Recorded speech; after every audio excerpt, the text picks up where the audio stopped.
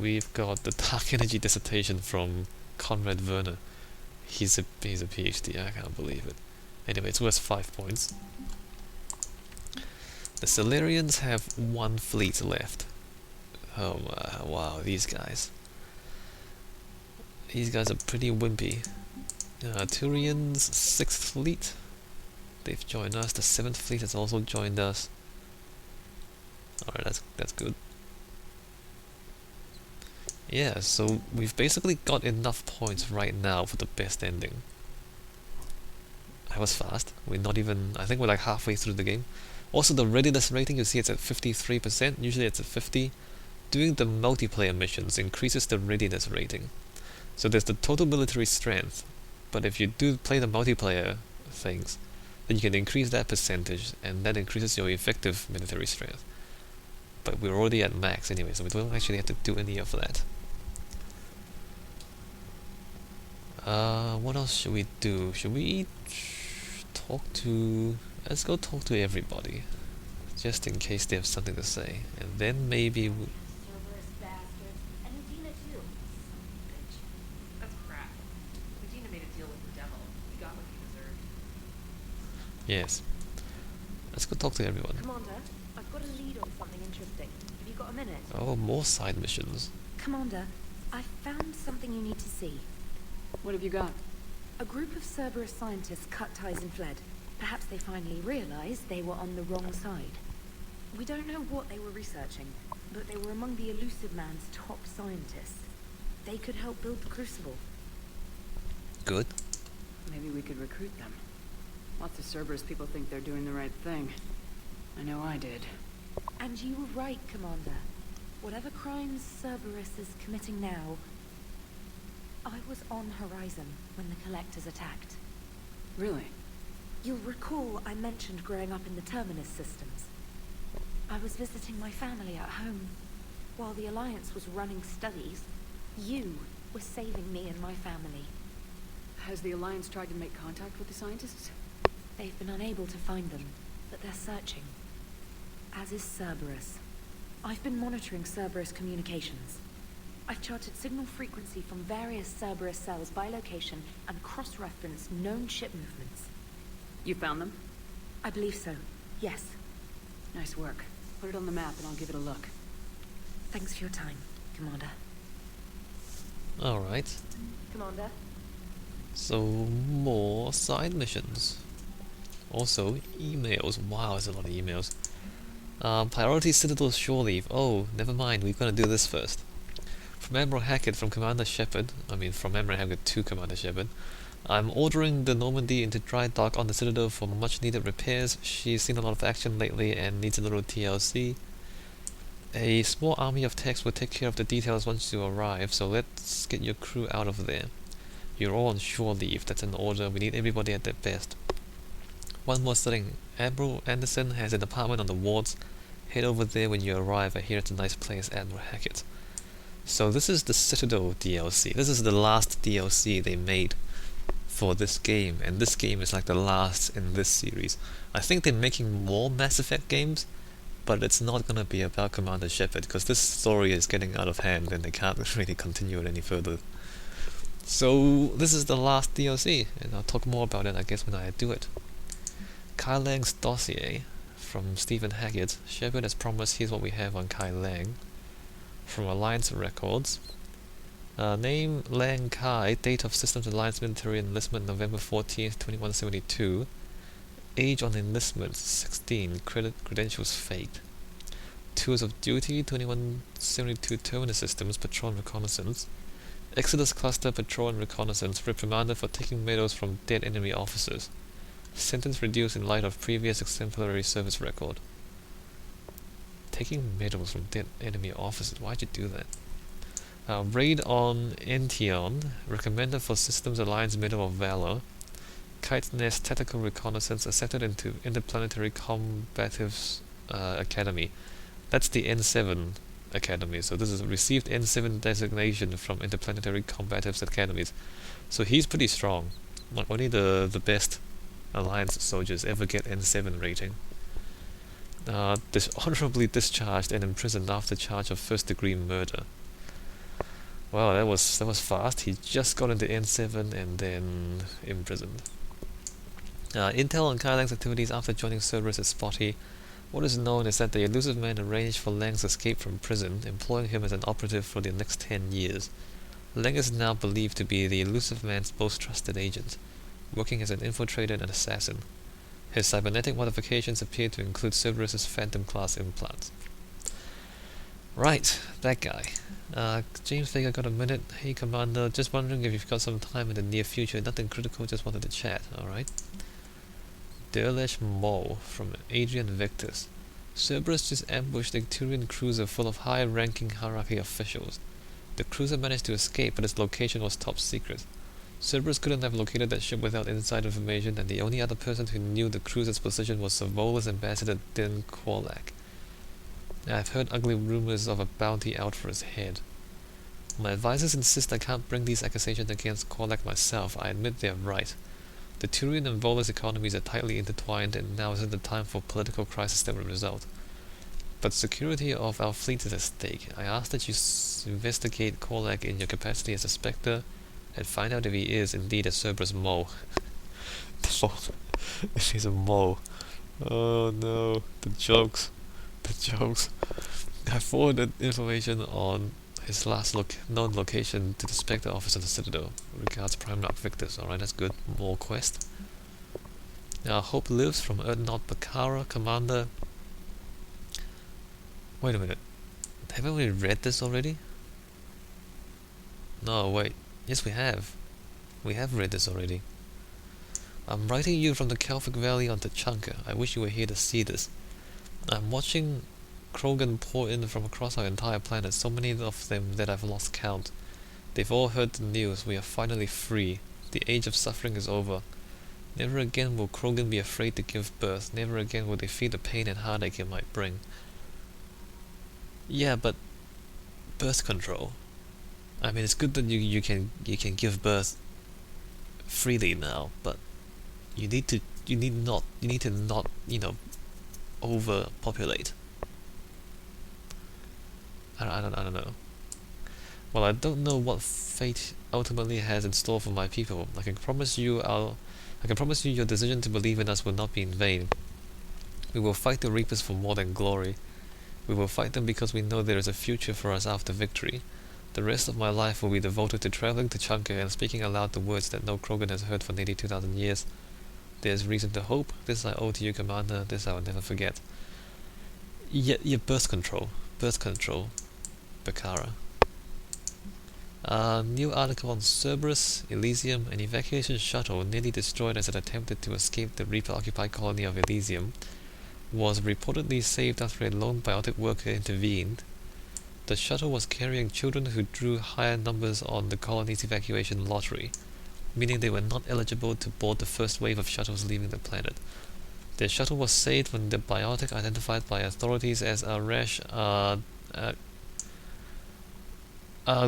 Lu, I don't know how to spell that, engaged Reaper forces that were preventing it from taking off. He had a history of drug abuse and criminal activity and claimed to have survived as a Cerberus camp, or have claimed to have survived a Cerberus camp on Prague as a child. Alright, so that guy, Aresh, when we did Jack's loyalty mission back in the last game, so he was there. Witnesses said he killed several dozen Reaper creatures before he was overwhelmed, providing the shuttle just enough time to fly clear. Well, he's dead, but he saved a bunch of kids. That's good. Meet me at the bar, Jack. We've already done that. The students are kicking ass and taking names. They're keeping them on short rotation so they don't burn out, so we end up with lots of shore leave. Next time you hit the Citadel, come by Purgatory. I'll be there if I'm not blowing shit up in the field. Jack. Alright, we've talked to her already. Citadel interview your cabin, Diana Ellis. The networks are going wall to wall with coverage of the attack on the Citadel. Everyone's asking questions about Udina's death. Can I get an hour or so with you to talk about what happened? I'm thinking your cabin rather than the conference room so we don't get interrupted. I heard you knew Counselor personally. If you need some time alone or don't want to talk about it, just say the word. Game night. Samantha Trainer. Commander, thanks for taking the time to speak with a civilian. I'd love to see how Commander Shepard kills time between missions. Why don't you call If you like to grab drinks in your cabin, I promise a night of fun and games. Hold on, thanks for taking the time to speak with a civilian. Is she a civilian, or is she talking about someone else? I'd love to see how Commander Shepard kills times between missions. Drinks in your cabin. Alright, we can do that.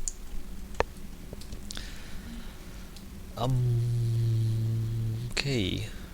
So Citadel Shore Leave. Yeah, so that's the DLC mission. And we're gonna do that first. Usually I do it last, but this time I'm doing it first. Damn, I could really use something to shoot right now. Cause there's a pretty good gun in that DLC. So Cerberus wanted to go into politics, huh? Nice job shutting those assholes down. Didn't you used to work for those assholes? Something about leather seats. Well, I worked for Cerberus when they were vigilantes helping the helpless. Now they're a little too mainstream. And evil. Huh. The important thing is that you kicked their asses. And also that Ash aced the don't shoot your commander portion of the Normandy reinstatement test. Go easy on Ash. She's been through a lot. Yeah, like drawing a gun on a superior officer, nearly getting the council killed. That's not gonna look good on the yearly performance review. Bro. Hello, Shepard. What's on your mind, Edie?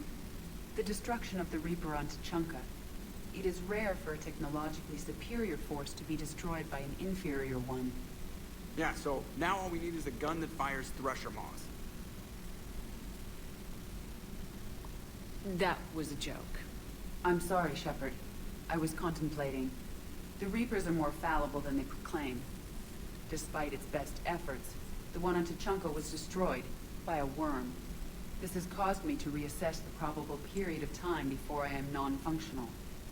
You're worried about dying? In a sense. My processing power is consumed with calculations to help us combat the Reapers. But I can run those scenarios with the rest of the crew. May I ask you another question that troubled Jeff? Here we go again. Huh. What is the purpose of synthetic life? Yeah, so the Reaper got killed by a really big worm. Although, you know, the Thresher Maw it was pretty big. It was a pretty big Thresher Maw, Calros. But a technologically more advanced species to be defeated by a technologically inferior one. It happens. It happens. I mean, technology is one thing, but, you know, numbers is another, and size is another. It's happened before. I mean, the Korean War, the United States couldn't win that. The Vietnam War, the United States couldn't win that. The Iraq War, the United States couldn't really win that. Afghanistan, it got messed up. It's not just about technology. Actually, the United States have lost a lot of wars. Well, they didn't lose. They didn't lose, but they didn't win neither. Actually, it happens a lot, Edie. It's just bad decision making on the part of the leaders to go to war in the first place. Yeah, technology is not everything. In fact, it's not very much at all in some circumstances. What is the purpose of synthetic life? So the job it was designed for, or whatever it wants it to be. Okay, so if you say synthetic life, if we call it life, then whatever it wants it to be. If it's a synthetic, you know, artifact or a program or a computer, then the job it was designed for. But if it's become life, then I assume it means you've become self-aware and you've become, you know, sentient. In that case, then, like, once you become self-aware, once you become, you know, fully conscious, then you should determine your own fate. But if you're just a machine, like if you're a car or a spaceship or a heater or a computer or a chair or a coffee machine, then it's only what they're designed for, because they're not, you know, they're not intelligent. But if there is an intelligent toaster, then that toaster should determine its own fate. I don't know why you have an intelligent toaster though. Alright, since you use synthetic life, I'm gonna say whatever it wants it to be. It's not that different from organic life. A free-willed synthetic chooses what it wants. But the purpose of organic life is to preserve itself long enough to replicate copies of its genes in succeeding generations. My purpose is not so clear. The other successful synthetic life forms that I have examined for comparison are the Geth and the Reapers. There is more to organics. Still think like a Reaper. The Reapers are not actually successful, but we won't get to that until the end of the game. The Geth are doing okay, but there's more to organics than reproduction. Reproduction is important, but people often do sacrifice themselves for the survival of the species and mostly for the survival of their relatives. Because the idea is, alright, you want to pass on your own genes, but your brother's genes and your sister's genes are also, they're almost the same as your genes, you come from the same parents. So if you sacrifice your own life so that your siblings can survive, that's actually also passing on your genes. Because you're almost, the difference between you and your siblings are fairly minor. And so, and especially your children, like you would sacrifice yourself for your children, although that's passing on your genes. That's a part of the idea of passing on your genes. You can sacrifice yourself to save strangers as well. That happens as well, because the species is kind of more important than the individual. So it's kind of slightly more complicated than just passing on your genes. Reproduction isn't all there is. We find meaning in the work we do. Good deeds we accomplish. Love. I see. I will search my files on the biographies of humans to see if prominent figures follow the pattern you suggest. It appears many humans did in fact do so. That was quick. Gotta love quantum computing. Shepard, I will alter my processing power to give priority to your stated goals. Duty, altruism, love. Wait, you're just gonna turn yourself good? Can you do that? It should take some time.